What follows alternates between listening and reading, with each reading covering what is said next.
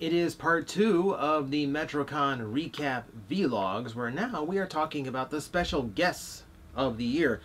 And this is the point where I have pulled out the handy-dandy Metrocon Official 2018 Convention Guidebook to help guide me through it, because I will admit I wasn't familiar with a lot of these guests. But the cool thing about that is, now having experienced who they are, I now want to experience their body of work, because the guests this year were all really incredible. But we're going to start with the people that I personally got some time with, and some people who were just like really there.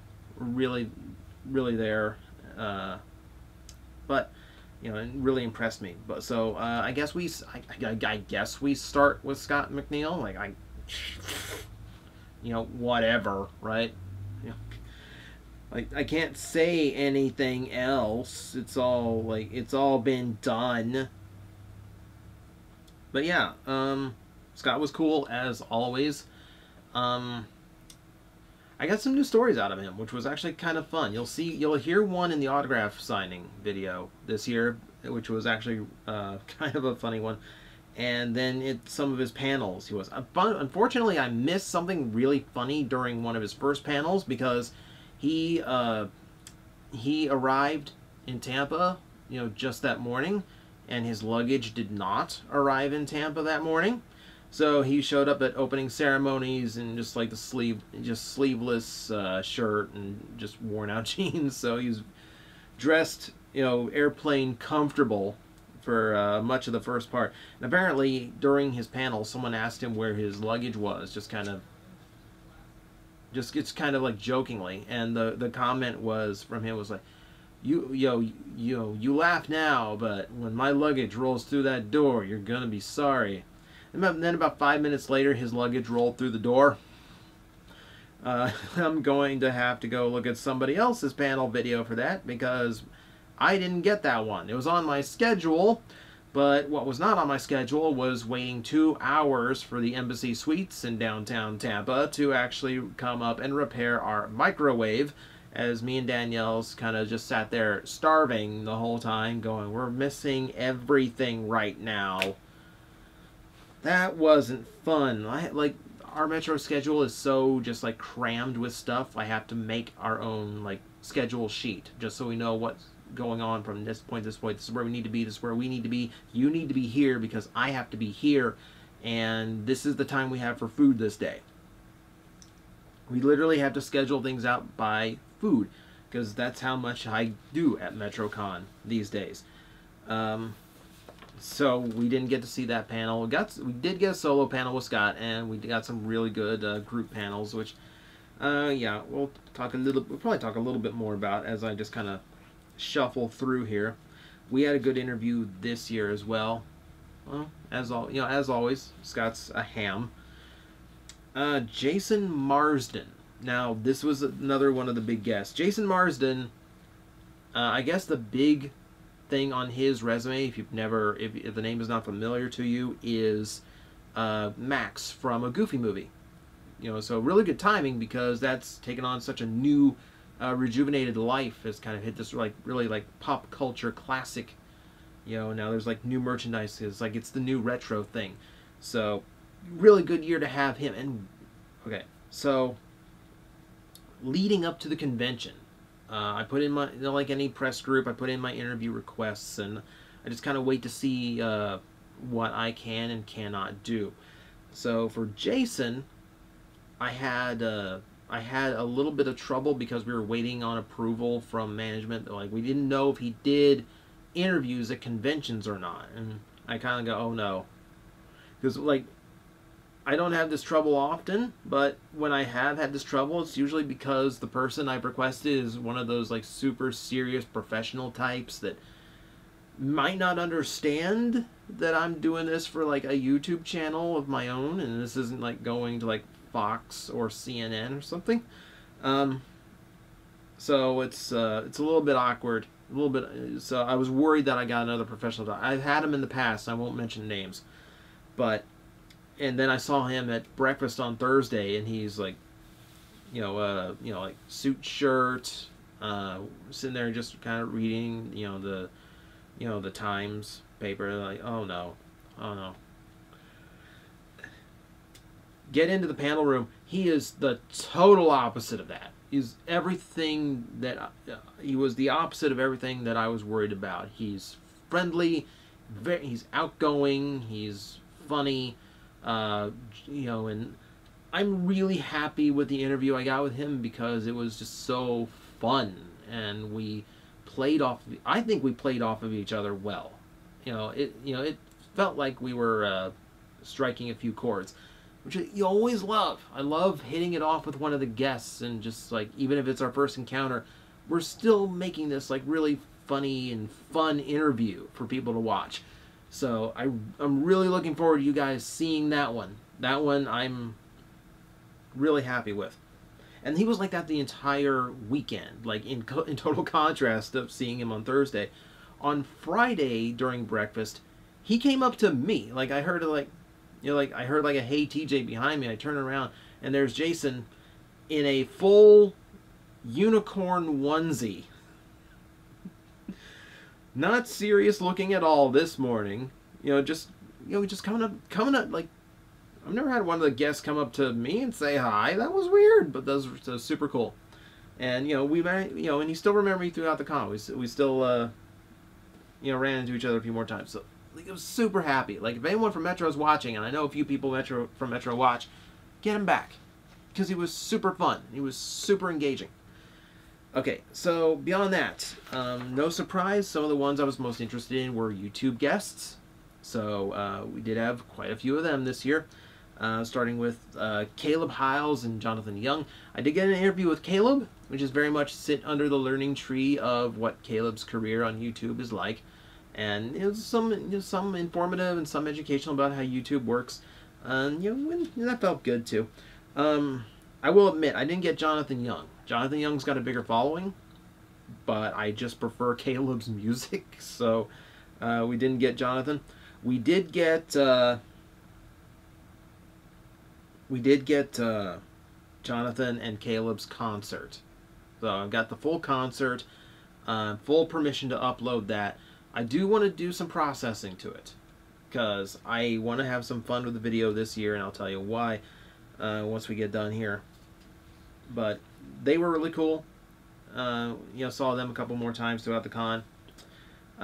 We also had the boys of Death Battle. We had Chad James, Ben Singer, and Torian, Torian Crawford, the animator, and they were fun. Like, I've met them before.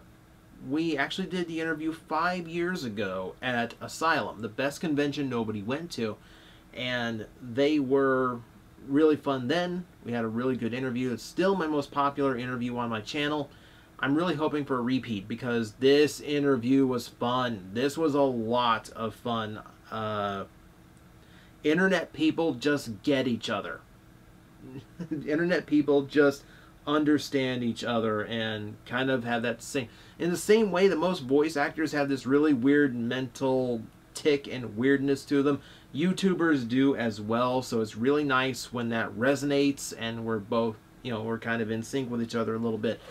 It's another one I'm really looking forward to seeing your reaction from, because it was so good. I'm so happy with how that turned out. I do feel bad that I didn't have anything for Torian, because I wasn't, as he's one of the animators for the show, but I wasn't as familiar with him, because as a personality, he's on their Death Battle cast, their video podcast they do now, and I hadn't watched. You know, I watched Death Battle and I watched DBX, but I never really got into the podcast, and I really regret that, because Torian was really funny all weekend, really quick-witted. I felt terrible, because he was in the room for the interview, and I'm like, I'm sorry, I asked for them, I didn't ask, you know, it's like, he was cool about it. We didn't make any kind of stink over or anything, but like, I felt bad. I just felt bad. If they come back again, I want them to, I want to include Torian. Like, if I get the chance to interview him again. But we also have this thing where it's like, I have to wait 5 years before meeting them again, which is, because that's just the rule now. That's just how the universe works. But yeah, again, really cool people. Really cool people. Yeah, it turns out Rooster Teeth has some good people working for them. Like, how would you think of that? So the rest of the performers there, the rest of the voice actors they got, like I said, a lot of them are younger names. A lot of them are in modern, current series that I'm not as familiar with. So unfortunately, a lot of this just kind of went over my head. But again, really engaging and funny people. I was at the voice actor farewell panel. Again, I have the unplugged panel, but we had an audio snafu happen, so I have the panel, but I do not have audio for the panel. Luckily, I do have a friend there who also records the panels, so he's letting me pull audio from that, so you'll still see the complete panel video from me. Thank you very much, Jose. You're going to get full credit in that video when it goes online. Super thank you for the help. Beyond that, I want you guys to see this because there's one of the funniest moments I've seen at a panel in Metrocon happened at the farewell panel. That one I have in 4K. We're going to really, really be fancy this year with that panel video. I'm super looking forward to it. Oh, did I just say 4K? I might have spoiled the surprise here. We'll talk about that here once we get to the end. But we had J. Michael Tatum, we had Jamie Marchi, Marsden, already mentioned him, Mika Solazad, who was really cool, super energetic on a Sunday at that panel. I don't know how. A lot of people were actually a lot of people were energetic. I still had a little bit of me. Afayu, Jeannie Torado. It was one of the few that I actually knew because she's 21 in Dragon Ball FighterZ, so that was cool. They had a few other performers there. I didn't really get to interact with as much. I went to the Geekapella panel. That was really cool. A lot of some anime themes and some geek-based parodies that are all done a cappella style. I'm thinking about using that instead of posting the concert. I'm thinking of using it as backing for like the cosplay videos, because the cosplays were just like out of sight this year. Like there's some truly just phenomenal work. But I think that's about it for the guests themselves. Yeah, but the guest list was really cool. And like I said, a lot of people I'm not familiar with, but people I want to become familiar with because of what I saw out of them at Metrocon. You know, like, to be fair, like, there are some where, yes, I have seen their work in the past. Which, yeah, Jamie Marchi, like, she was Panty from Panty and Stocking. She's a super sweet girl. And it's complete opposite of Panty. If you know the show, complete opposite. So, but I guess that tends to be true. Yeah, you know, like I know a lot of voice actors who just kind of like go completely off character, you know, to do some of the things that they do, and you know, I know that's fun for them. And she's Ellie from Borderlands 2, which, like, I didn't know until the last minute. It was like, I've got, like, 600 hours in Borderlands 2. I took every chance I could to play that game again. But, yeah. Great guest list this year. And, like, you don't... we were kind of worried about it because we're up against San Diego Comic-Con this year. So, a lot of the guests are contractually obligated to be there instead of at Metrocon. So, they're not available.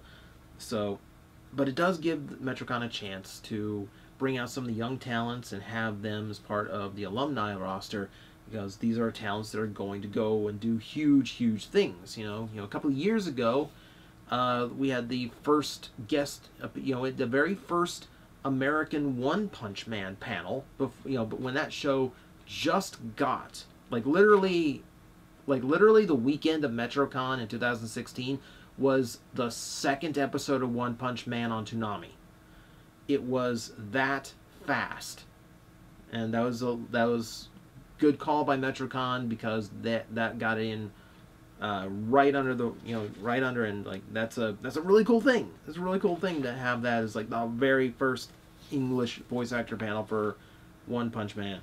Okay, so that is the guest list. I can mention the cosplay guests, unfortunately, but I had no interaction with them. That's one thing I really have to fix one of these years. Is I want to meet with the cosplay guests a little bit more because the work they do is incredible. It's a world I don't understand, but I would kind of like to, just because they are so committed to what they do and they're so good at what they do. And they were like really impressive this year. So I guess that's going to do it. I don't really have a whole lot to talk about.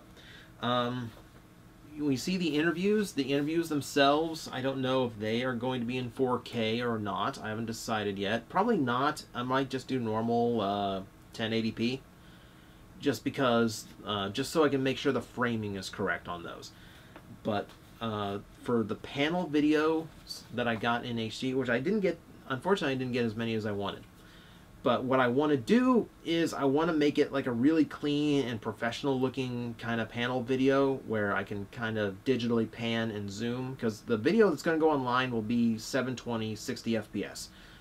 That means I have a lot of frame to work with in order to pan and zoom around the panel and focus on the people who are talking, cut between them seamlessly, and it should look super cool, and I'm super happy to be able to get to them. I'm like super excited to get through the footage.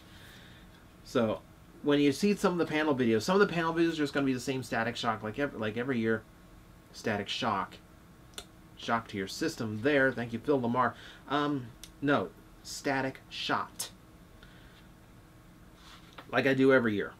Just because, you know, that's because a lot of the panels were recorded by Danielle using the old camera. Because I had to be somewhere else with the big fancy camera. So, and that, I guess, is what I'm going to tell you about in the next one, because the final part here is going to be the big video, where it's the big recap. We're going to talk about all the big events. We're going to talk about all of the going-ons of Metrocon. We're going to review the con in general. So, stay tuned.